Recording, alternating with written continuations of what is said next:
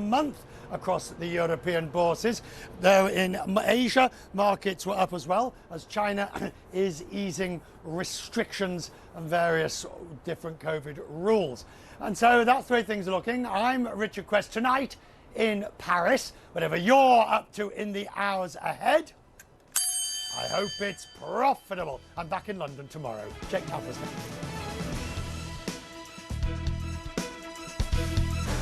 A child on the phone with 911 saying they were in a classroom full of victims.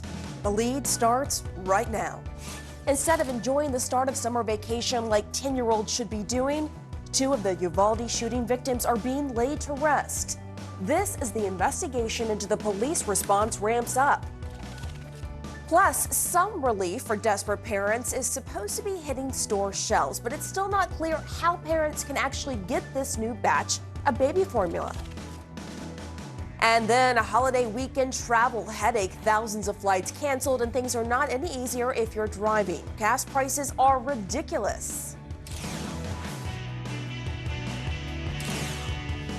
Welcome to a special edition of The Lead. I'm Pamela Brown, in for Jake Tapper on this Memorial Day.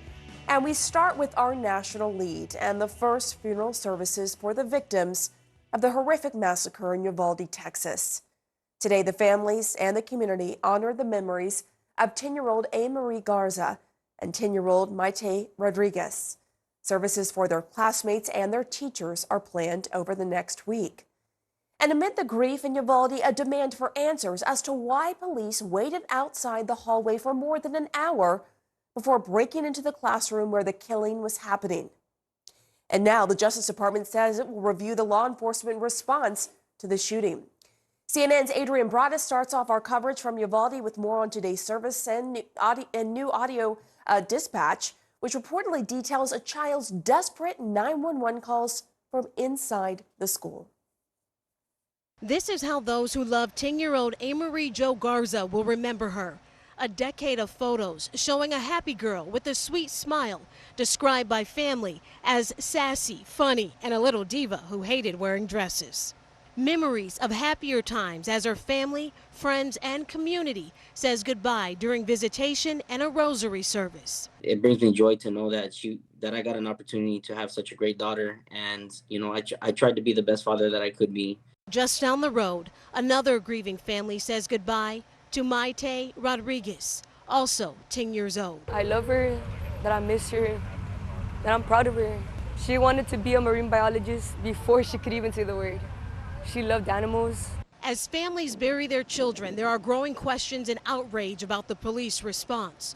The Justice Department now says it will review the response, which Texas officials say deviated from active shooter protocols. Had they gotten there sooner and somebody would have taken immediate action, we might have more of those children here today, including my daughter.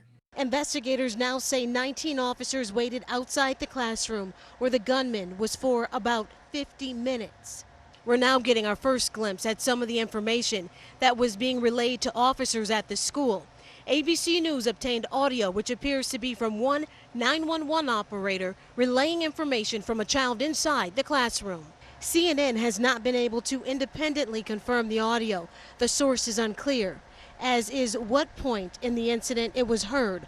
On Friday, Texas Public Safety Director said there were at least 8 911 calls from 2 callers in the school. You have a child online. Child is advising he is in the room full of victims. Texas State Senator Roland Gutierrez said President Biden told him that Robb Elementary School would be razed and rebuilt as part of a federal grant process for schools where there have been mass shootings. What kind of world are we living in that legislation was created for raising these schools? For some parents here, those questions coming too late. No matter who is held responsible, it's not going to bring my daughter back. She was the perfect daughter to me. And today starts a week, really weeks of remembrance for these families as they face their new reality, life without their children. One mother described her daughter as her heartbeat, and it's the rhythm of this community that's helping these families move forward as visitation and a rosary are underway today. Meanwhile, we just spoke with the cousin of Maite. She tells me her little cousin died a hero. Her classmates told her family she was brave, telling the other children in her classroom where to hide before that shooter entered the room. Pamela? Wow, chills. Oh. Adrian Broadus, thank you so much. Just so sad. Well, Texas officials say the decision not to breach the classroom sooner was made by one man, the police chief of the Uvalde School District. And now CNN is learning the Justice Department will soon select a leader for the, quote, critical incident review into the overall police response. CNN's Nick Watt spoke with law enforcement experts about what should have happened inside that school last Tuesday. I do believe that this is absolutely one of the worst police failures in modern U.S. history. Those defenseless children in those classrooms had nothing. They were relying on the police. But the police were waiting outside the classrooms, treating this not as an active shooter, but as a barricaded suspect situation. For the benefit of hindsight, where I'm sitting now, of course it was not the right decision. It was the wrong decision, period. There's no excuse for that. So the killer was inside a school filled with children for over an hour before he was stopped dead, and not before he murdered Alfredo Garza's daughter, Amory Jo. They needed to act immediately, you know. There's kids involved, you know, there's a gun involved. Officials say this man made the decision not to go in. Chief Pedro Pete Arredondo of the Uvalde School District, PD. Safety measures were taken to make sure that we had a safe release for the rest of the district, throughout our city of Uvalde. A pair of brief appearances in the hours after the slaughter, and Chief Arredondo hasn't been seen by the press since. As far as his employment status is concerned, that's something that is beyond my control and I have no knowledge about. Could lives have been saved? Fewer kids shot? Injured kids treated earlier and survived? That remains unclear. There was an initial burst of fire, then a lull during which kids inside called 911 pleading for help, then more shots, seemingly directed at a door. There's so much information, so much communication, so much room for error that the only thing we do know is that by eliminating the threat quickly, you will save the most lives. A 50-year-old Uvalde native, Arredondo was approved as chief by the school board in 2020. At the time, the super said they were impressed by his experience, knowledge, and community involvement with, they said, 27 years in law enforcement at another school district in Laredo, Texas, and here in the city of Uvalde Police Department. In March, Arredondo posted about active shooter training at the Uvalde High School. That doctrine requires officers. Every officer lines up, stacks up, goes and finds where those rounds are being fired at and keeps shooting until the subject is dead, period. So Arredondo's decision went against established active shooter doctrine and, we're told, against the facts on the ground. From what we know, we believe there should have been an entry at that as soon as you can. Now, Pamela, we just heard Adrian reporting about those harrowing 911 calls coming from kids inside the classrooms.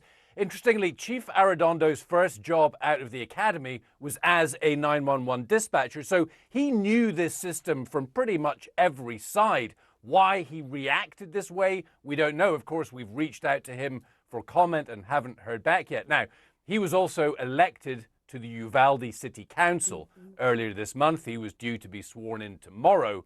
It's unclear whether that swearing in is actually going to take place. Pamela? All right, Nick, thanks so much. And joining me now to discuss all of this is Anthony Barksdale. He is the former acting Baltimore Police Commissioner. So, Commissioner, you heard there in Nick's piece that the chief, Arredondo, just posted about active shooter training at the Uvalde High School just a few months ago. So it seems he should have been aware of the protocol, but went against it. Is that how you're seeing this? Well, that's how I take it. You can have all the training in the world. You can say that you train, but when it's time to implement that training in a real life situation, that's when it really matters. And we saw in those poor families, those poor children, those teachers, they saw a complete failure. And they're paying a horrible price because of poor decision making. How does that failure happen, though?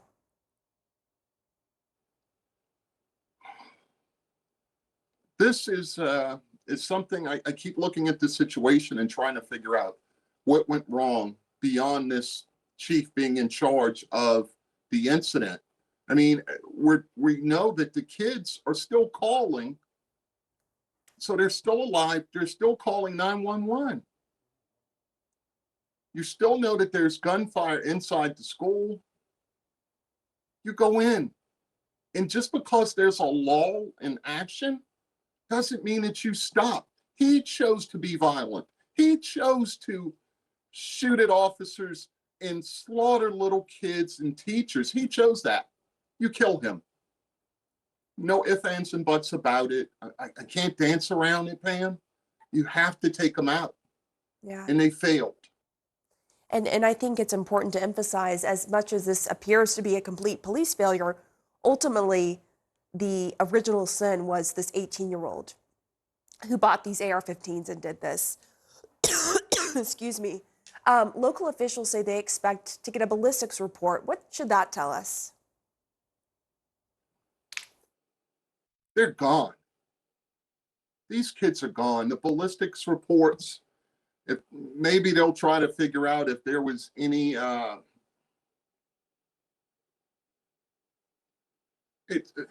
the ballistics report just would tell me what type of weapon was used. Maybe they want to try to see if the shell casings match up to his grandmother's incident, but it really, it's not much in this. Maybe if you want to do a study and figure out, hey, if these are the type of weapons that they're using in these active shooter incidents, just like we saw in Buffalo, these kids are bringing high-powered assault rifles to slaughter innocent people. So maybe we take a look at what type of ballistic shields police are using for these incidents and equipment. But those kids, those teachers are gone. Yeah. What about this DOJ review? Do you think it will change anything? What didn't we learn from Columbine? We knew the best practices from Columbine. Don't wait, engage, fight, fight, fight. What are you going to tell me? You're going to study why they failed? Okay, fine. But we knew what we should do, and no one did it, except for those agents that came and put him down. They overrode bad orders, and they did their jobs. The jobs that everyone else there, standing, stacked up, should have been doing. I mean, I think we're all feeling that emotion that you're expressing right now. It's just unfathomable. You can't wrap your head around it. We could have saved their lives. We could have saved some of those kids. That's what I believe. You go in, engage, even if you draw the fire to you, get him off of those kids. Get him off of those teachers. Shoot at us. Don't shoot at them. There are indications that at least some of the kids did bleed out. It's just such an agonizing thing to even think about. I want to listen on this note to what Texas State Senator Gutierrez had to say about this. Let's hear what he said. I sat down with a family yesterday. Mom told me that her child had been shot by one bullet through the back, through the kidney area. The first responder that they eventually talked to said that their child likely bled out. In that span of 30 or 40 minutes extra, that little girl might have lived. Commissioner, what does accountability look like to you? What needs to happen next?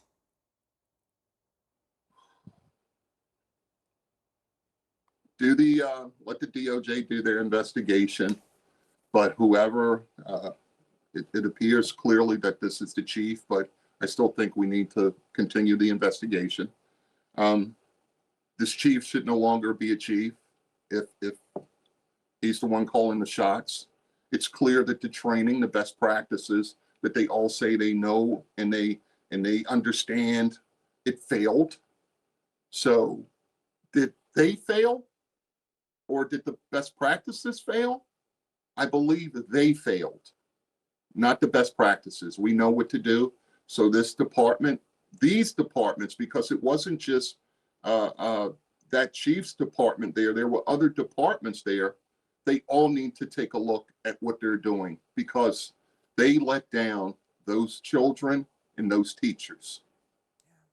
Anthony, thank you so much.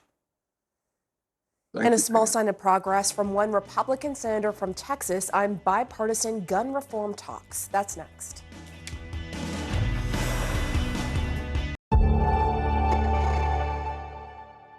What we've seen a lot is extortion demands that are fake. So someone will get an email that says, hey, we've got access to your computer, we're going to detonate malware, we've got sensitive information unless you pay us. And a lot of times those are fake. So it's important for consumers to make sure that they keep their passwords protected, use a password manager with very secure passwords. Don't reuse passwords across different websites and organizations, which is the number one reason that we see consumers get impacted is their passwords are compromised and they reuse them across sites. And be vigilant. If you see something that doesn't look right, contact the company or go directly to the website. Don't click the link to try to get to a particular website. Go there directly and type it in your browser. And obviously endpoint security, which the business we're in, is critically important to identify and prevent those pieces of malware from executing across those systems.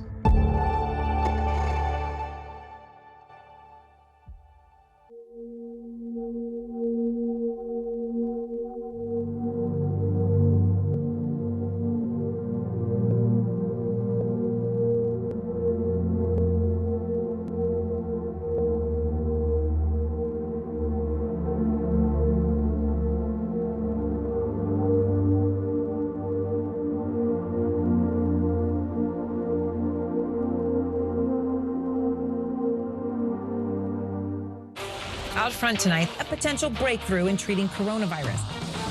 We've gotten very little help from the federal government. Could all this spending lead to a bigger economic crisis? One of our viewers saw you last night on the show. She says she's going to pay your rent this month. Shut up. I want to go now to an incredible story of survival. Would you do it all again in terms of being a nurse, knowing that that could put you at risk for this? I want to help people more than I ever have. Erin Burnett Out Front on CNN.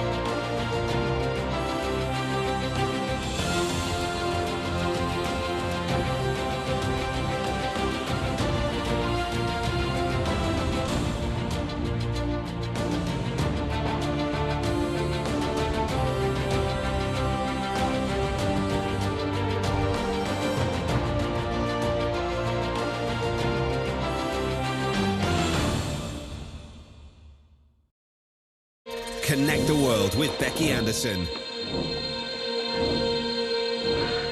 It all starts here. Changing, fighting, creating, connecting. That's why we're here. We live here, we work here, we're from here, and we'll go wherever the story takes us. I'm Becky Anderson in Tehran. We are in Jerusalem. Real news that shapes our world. Exploring not just what's going on, but why. I just want to press you on one further point. Getting perspective on this region from this region.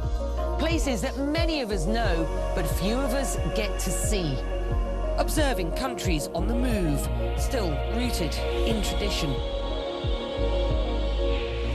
It all starts here, and that's why we're here, bringing you the world from our Middle Eastern hub. Connect the world with Becky Anderson, Monday through Friday on CNN. International lead Memorial Day in the United States. President Biden is honoring the fallen service members who have fought and died for the U.S. Despite the holiday, gun control remains front and center after that deadly mass shooting in Uvalde, Texas. And now, as CNN's MJ Lee reports, the president is promising to do something on the matter, even while recognizing there are limits to his presidential power. We can never repay the sacrifice. but we will never stop trying. President Biden marking Memorial Day with a visit to Arlington National Cemetery, honoring the American men and women killed while serving in the U.S. military. Freedom is worth the sacrifice. Democracy is not perfect, but it's worth fighting for. If necessary, worth dying for.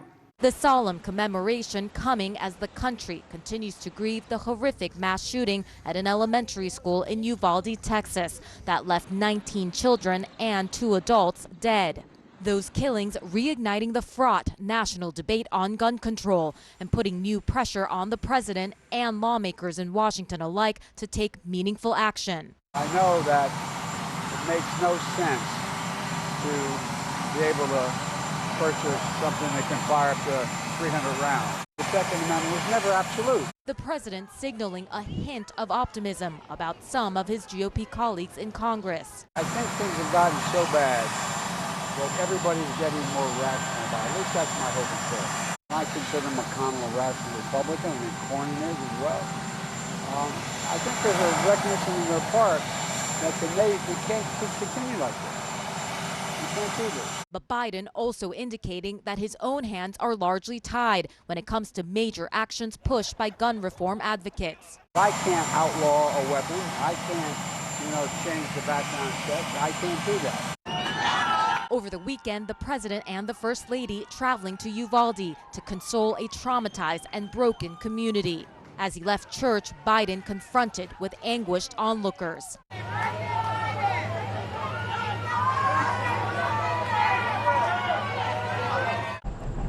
Back in Washington, some Democratic lawmakers also sounding cautiously optimistic. There are more Republicans interested in talking about finding a path forward this time than I have ever seen since Sandy Hook. We're talking about red flag laws. We're talking about strengthening and expanding the background check system. While many Republicans appear eager to focus on strengthening school security systems. The things that would have the most immediate and succinct effect and tangible effect on these things. And that's actual security at a school.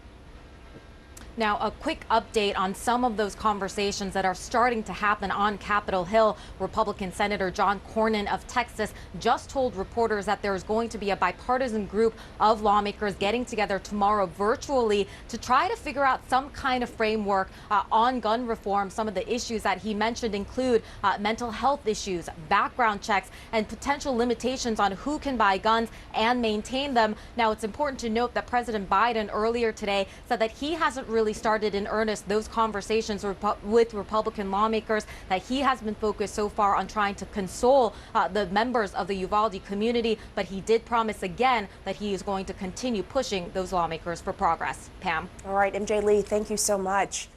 And meantime, President Biden says no to Ukraine on a request they say is necessary in order to defeat Russia. We'll go live to Kyiv next. Growing up around individuals that were dedicated to service served as a great example for how I wanted to live my life. You grow up with the mentality of how do you support the person next to you. At Fujifilm, partnership is at the core of what we do. We partner with pharmaceutical companies to help develop and manufacture biopharmaceuticals. Being in a profession where you can help people, it's extremely motivating. It's why we're doing what we're doing.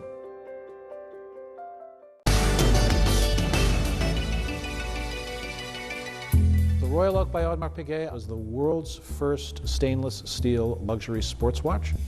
Famous watch designer Gerald Genta drew inspiration from a deep sea diver's helmet, which had an octagonal shape as well as riveted screws around the design.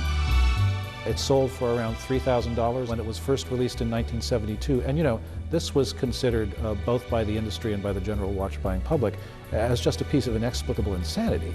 You just didn't charge that for a stainless steel watch. And not only did they not go out of business, it has gone on to become the single most important watch commercially and aesthetically for Audemars Piguet. They're avidly collected. They are icons of modern watch design. It's gone on to become one of the most successful wristwatches of all time. What's it like to be Barry Manilow? He writes the songs that make the whole world sing. Oh, look, a piano. Oh, imagine that. Fans love him. You're one of my idols. Critics, not always. It wasn't just one critic, it was all of them. Join me as I ask Barry Manilow about being famous. There were a couple of years there that I was a brat. Being inspired. My proudest moment as a songwriter. And being an icon for decades. Being Barry Manilow, Tuesday on CNN. Afghan women are afraid that this is the beginning of your efforts to erase them from the workspace. Malumnis, it's not clear. Even if we appear with the burqa, maybe they will say that women's voices are forbidden. Did you ever imagine that you would be prevented from going to school? Girls' education is fundamental to the dignity of Afghan life. Do you believe that young girls will be allowed to go to school here in Afghanistan? I'm Patrick Ottman in Havana, Cuba, and this is CNN.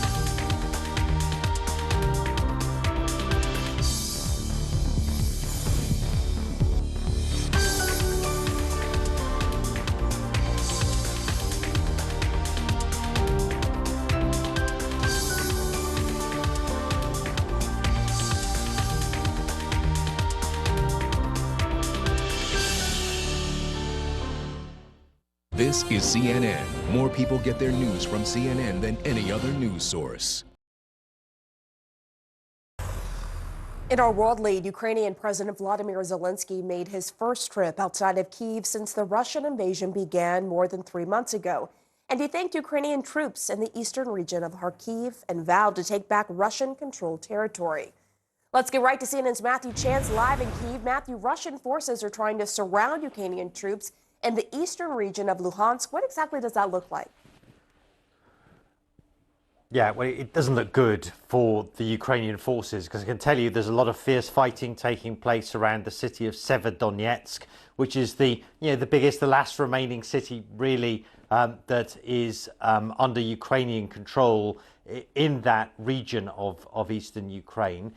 If the Russians take control of it, as looks likely at the moment, that would mean a big political win for them, because it means they've got full control over that Luhansk region, which is a significant step towards taking control of the whole Donbass region in the east of Ukraine. There's fighting taking place elsewhere as well. In fact, as Russia concentrates its troops up there in the northeast of Ukraine towards the south, the Ukrainians say they're making progress in a counter-offensive that they've launched there, seizing back territory that's been previously conquered by the Russians, killing Russian soldiers and destroying Russian military vehicles. And so there is still very much an ebb and flow in the fierce fighting that's taking place in eastern Ukraine right now, Pam.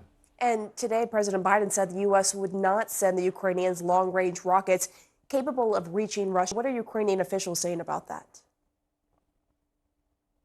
Well, they're not taking that, first of all, as a definitive answer to the request about sending long-range artillery. I mean, it depends what kind of ammunition that comes along with that artillery, depending on the range of it. But look, what Ukrainian officials are telling me is that they won't be able to win this war. It's unlikely they'll be able to win this war without those long-range rockets, artillery systems from the United States and other allied countries. They need it, they say, to respond to long-range attacks that they're suffering from the Russian side. And so there's still some debate underway about what systems, if any, will be delivered as part of that big $40 billion package of assistance, including military aid, that the United States has agreed to give Ukraine. All right, Matthew Chance in Kyiv, thank you. Well, much-needed baby formula is heading to store shelves, but how do parents make sure that they can get access to it? That is key. We'll be right back.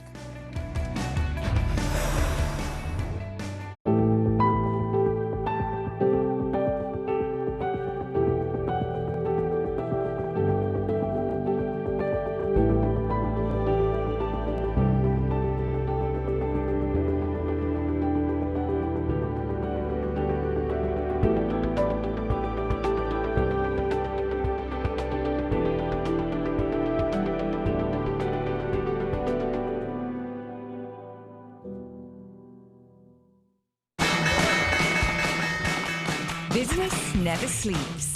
As the sun sets in Seoul and Shanghai, deals are signed in Dubai, and Europe is already in play. New York prepares to make its first move. I'm Julia Chatterley, journalist, global market analyst, and host of CNN's First Move. Join me in the financial capital of the world for market-moving perspective on the news influencing global politics, culture, and finance. I'll speak to newsmakers, risk takers, and the ultimate game changers. Bold moves, big deals, winning trades. It's all right here. Make CNN your first move. First Move with Julia Chatterley. Weekdays on CNN.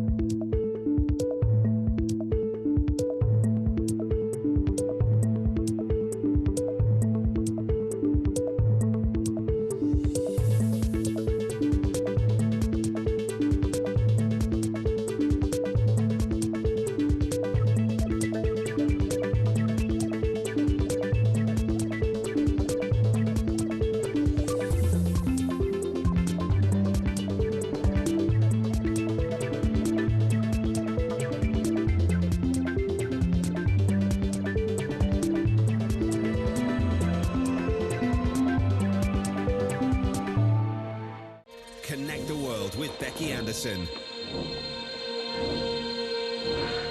It all starts here. Changing, fighting, creating, connecting. That's why we're here. We live here, we work here, we're from here, and we'll go wherever the story takes us. I'm Becky Anderson in Tehran. We are in Jerusalem. Real news that shapes our world. Exploring not just what's going on, but why. I just want to press you on one further point. Getting perspective on this region from this region. Places that many of us know, but few of us get to see. Observing countries on the move, still rooted in tradition. It all starts here, and that's why we're here, bringing you the world from our Middle Eastern hub. Connect the world with Becky Anderson, Monday through Friday on CNN. For World Sport. World Sport. For World Sport, I'm Coy Wyatt. I'm Amanda Davis. I'm Andy Scholes. I'm Don Riddell. I'm Alex Thomas. I'm Patrick Snell. And this is CNN.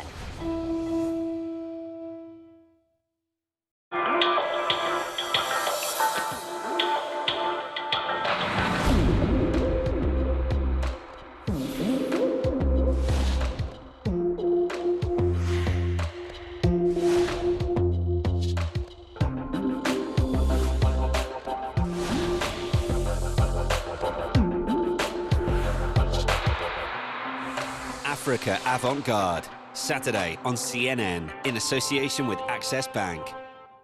I'm Will Ripley in Taipei, Taiwan, and this is CNN.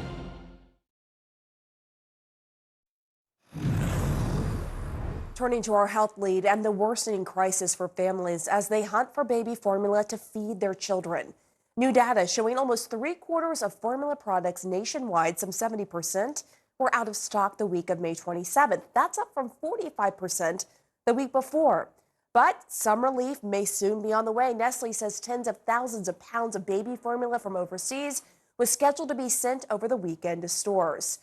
CNN senior medical correspondent Elizabeth Cohen joins us live with this. So Elizabeth, this is promising news. Where do things stand right now? Pam, let's take a look at what hopefully will be coming to store shelves soon. But well, I shouldn't say soon, over the coming weeks. None of this is going to happen super soon. So let's take a look. Tens of thousands of pounds of Nestle formula was supposed to be sent to stores this weekend. We haven't heard from Nestle whether that actually happened, what stores it went to, none of that.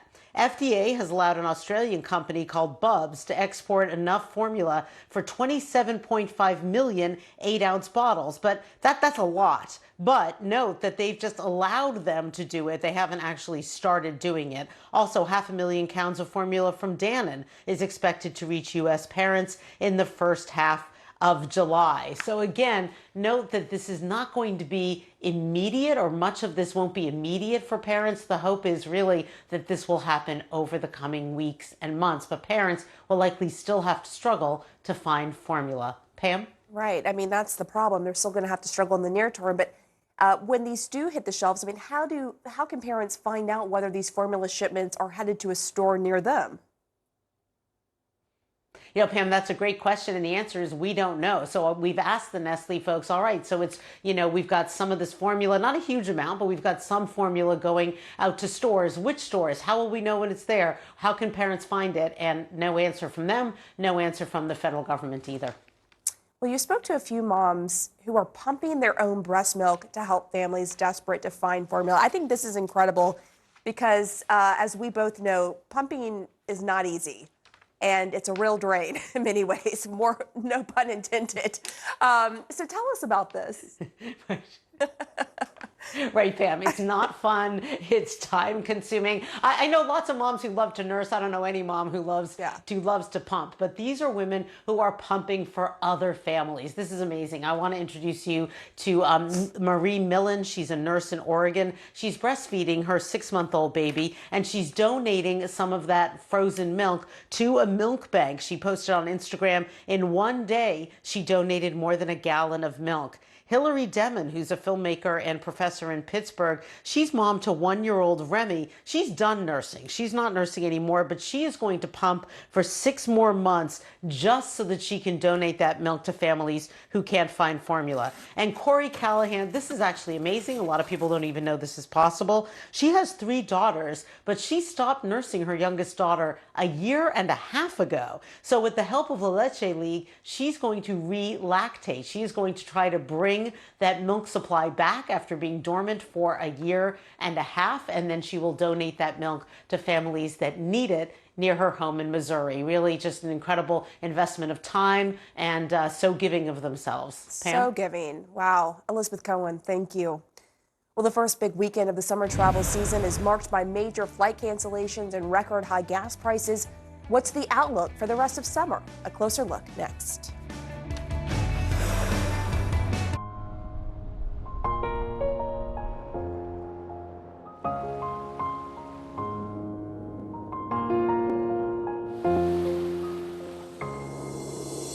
We share this place, we all belong.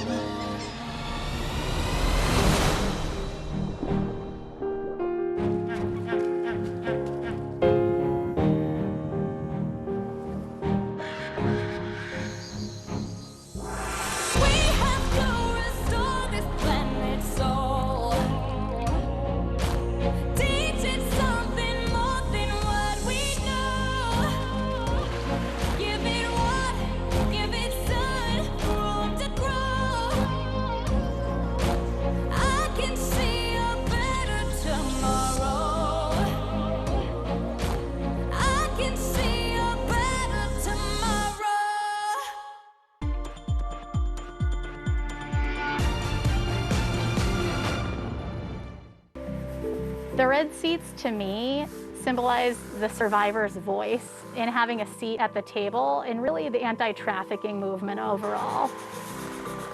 My name's Kendall Alaimo. I'm an artist, activist, and survivor of child trafficking.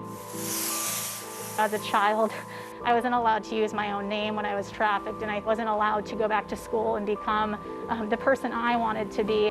The University Alliance on Human Trafficking was birthed obviously out of my really long journey to get back to school, and I thought, why don't we send chairs? Because we need seats in universities to be liberated.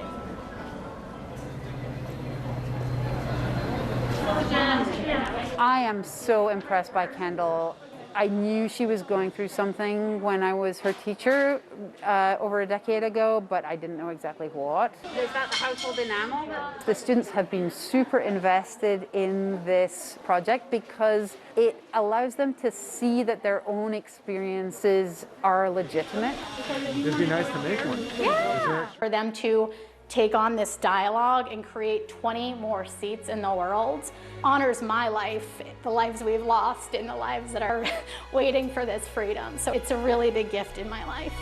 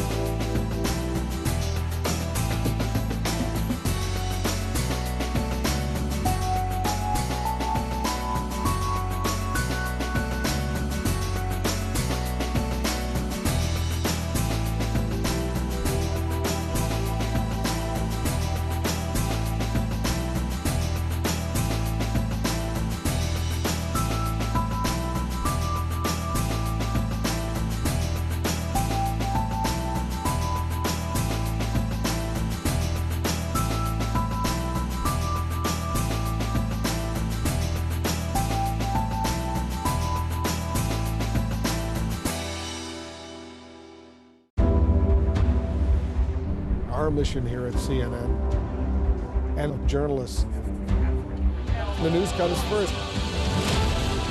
That's when your heart beats a little bit faster. More breaking news that we are following right now. You really work as hard as you can, getting the facts. We're learning more about our lead clot. It is critically important. To our viewers in the United States and around the world, welcome to the Situation Room. We have breaking news. The world's biggest business stories in one place. Expert analysis from every corner of the globe. Marketplace, Africa, Asia, Europe, and Middle East. With CNNBusiness.com. Once in a generation opportunity. Technology, innovation, business. I'm Nick Payton Walsh, outside of Kharkiv, Ukraine, and this is CNN. Returning to our money lead in this special edition of The Lead, a disastrous start to the summer for airlines across the U.S. More than 2,000 flights were canceled from Friday through today. Airports in New York and Washington, D.C. were the two most affected after Friday's storm sparked a series of delays and cancellations. CNN's Pete Montine is live at Reagan National Airport to discuss the new action airlines are taking to try to prevent this happening again. Pete, what caused all these flight cancellations over the weekend, and what are airlines saying? Well, Pamela, airlines are really facing this huge test right now. Not only is this the first major travel rush since the end of the transportation mask mandate, but airlines got a lot smaller during the pandemic, and now they're facing worker shortages and having to cancel these flights. Look at the latest data from FlightAware, 395 flight cancellations in the United States today. That means about 2,200 flights in total have been canceled in the United States since Friday, when so many people are coming back to air travel. TSA screened about 2.1 million people at airports across the country just yesterday. It anticipates screening 2.2 million people today. These numbers, about 90% of where we were back in 2019 before the pandemic. And the TSA says as we go deeper into the summer travel season, it is likely we will see levels of air travel higher than pre-pandemic levels. I asked Transportation Secretary Pete Buttigieg in an interview about this, and I wanted to know whether or not airlines are up to this challenge. Here's what he said. We saw a lot of airlines during the pandemic thinning out their schedules and thinning out their workforce, not knowing when demand was going to return. Now, faster than expected, the demand has come roaring back and they are struggling to keep up. That's true whether we're talking about flight attendant crews, whether we're talking about pilots. And so we've got to make sure that we have short-term and long-term approaches. One of those short-term solutions, airlines proactively canceling flights and trimming their schedules as we go further into the summer. One of the latest airlines to make such an announcement, Delta Airlines, which says it is slashing about 100 flights a day from its flight schedule during the month of July. We will see as this continues, Pamela. Airlines are really facing a crunch right now. Yeah, clearly. All right, Pete, stay with me. I want to bring in Rana Foroohar. She is a global business columnist and associate editor for the Financial Times. And she's also a CNN global economic analyst. So, Rana, Americans are not just struggling with airline travel, right, but also the cost of gas is at a record high. Today, the national average for a gallon of gas is $4.62. That's up 44 cents from last month and almost $1.50 more than last Memorial Day. But clearly, it seems people aren't letting that stop them from traveling. Do you expect that trend to keep up over the summer? You know, it's a great question. I was really surprised. Over half of American families are still planning to be traveling this weekend. You know, the thing that we have to wait and see about, though, is that ordinarily gas prices should be peaking about now. But the projections, given the war in Ukraine, given supply chain issues, the resurgence of the global economy, it's looking like they're going to be higher in June, July, and August, which is very unusual. So I do expect travel to drop off somewhat. What I'm already hearing and seeing is families saying, okay, maybe we aren't going to drive 8 hours or 12 hours to that beach vacation. Maybe we're going to stay, you know, do something like a staycation or maybe stay in state, drive 2 hours, 4 hours. People are really making those kinds of calculations right now because it's adding up to many hundreds of dollars per trip to make those longer trips. Right, whether you're driving or flying, it's going to cost you, right? I mean, Pete, the U.S. Bureau of Labor Statistics said airline fares increased 18% from March to April of this year. That's the highest one-month increase since 1963. And you pair that with the airlines canceling flights and rising gas prices. For Americans with summer plans, what should they be bracing for? They should be bracing for an increase in the cost. That is the biggest thing that we've been underscoring to folks. AAA says compared to last Memorial Day weekend, airfare has gone up about 6%. Hotels have gone up a whopping 42%. Rental cars have actually decreased from the big rental car shortage of early on in the pandemic. So many things are getting more and more expensive in 2022. And we've been hearing from folks who are shuttering their Memorial Day plans, even though the AAA numbers say 34.9 million Americans will drive 50 miles or more over the 5-day Memorial Day travel period. Some are saying they simply cannot afford it. Some are saying that flying is cheaper rather than their regular Memorial Day weekend road trip. It's a pretty incredible confluence of things here, Pamela. Yeah, it certainly is. And Rana, these price hikes go beyond travel. Talk about confluence. You got the cost of groceries, clothes, and rent being up. Are there any signs that the cost of living could begin to go back down? You know, housing prices could start to soften a little bit. Rents could start to soften a little bit because, of course, you've got the Federal Reserve starting to hike interest rates, and that tends to bring the cost of housing down. Now, whether that's going to really help offset the pain of those rising gas prices, those food prices, you know, that's 25% of the budget of a lot of working people. So if those keep going up, I don't think that you're going to have people feeling like they're getting a break. And I'm certainly looking politically at how that might affect the midterm elections. Pete, the tourism industry is just beginning to see numbers rise back to pre-pandemic levels. Could the drastic rise in prices resulting in Americans staying home be another gut punch to hotels and restaurants? We'll see. You know, the travel industry is so intertwined. The airlines rely on hotels and rental cars, gas. It is all so interconnected here. And we know that when you adjust it for the cost of inflation, the cost of gas right now, $4.62 for a gallon of regular in the United States, that is the highest we have seen since Memorial Day 2012.